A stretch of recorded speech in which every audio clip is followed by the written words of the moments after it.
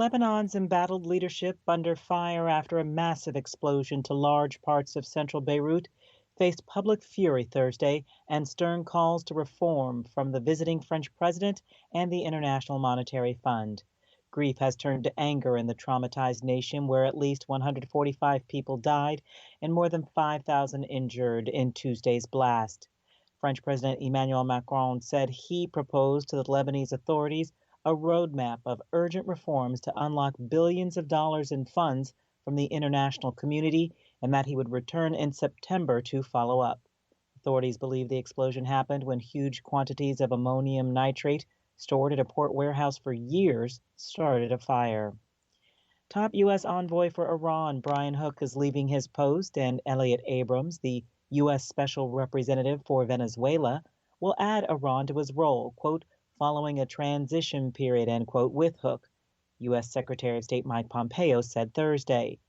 Hook's surprise departure comes at a critical time when Washington has been intensely lobbying at the United Nations to extend an arms embargo on Iran, and as the UN Security Council prepares to hold a vote on the U.S. resolution next week.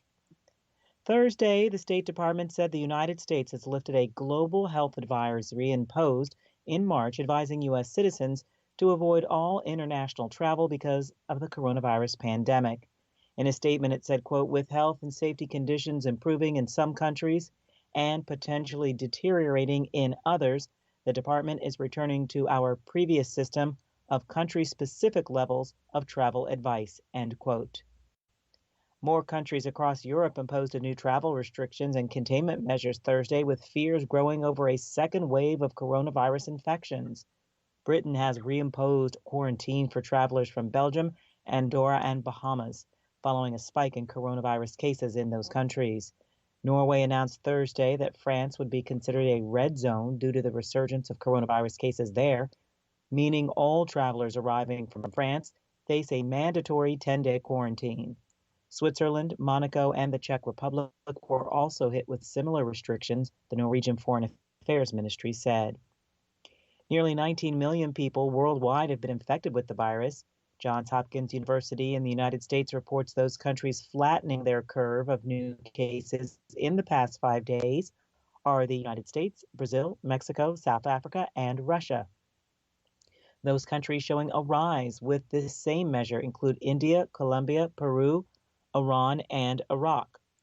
Nearly 300,000 Americans could be dead from COVID-19 by December 1st, according to health experts from the University of Washington. They also say 70,000 lives could be saved if people were scrupulous about wearing masks. The prediction comes as top White House infectious disease advisors warned major U.S. cities could erupt as new hotspots if officials there were not vigilant with countermeasures. Thursday, the ruling party of Sri Lankan President Gotabaya Rajapaksa won a key two-thirds majority in vote counting after a parliamentary election that he hopes will clear the way for constitutional changes to make the presidency more powerful. Rajapaksa hopes to install his older brother Mahinda Rajapaksa, himself a former president, as the next prime minister. Poland's conservative president Andrzej Duda has been sworn in for a second term before parliament members. Most opposition parliamentarians and some former leaders did not attend the ceremony Thursday, both because of COVID-19 restrictions and to show their disapproval of what they call Duda's disregard for the Constitution during his first term and his almost total acceptance of the ruling right-wing party's policies that have put Poland at odds with European Union leaders. A Polish L.G.B.T. plus protester could be jailed for hanging rainbow flags on statues in the capital of Warsaw, this according to her lawyer Thursday.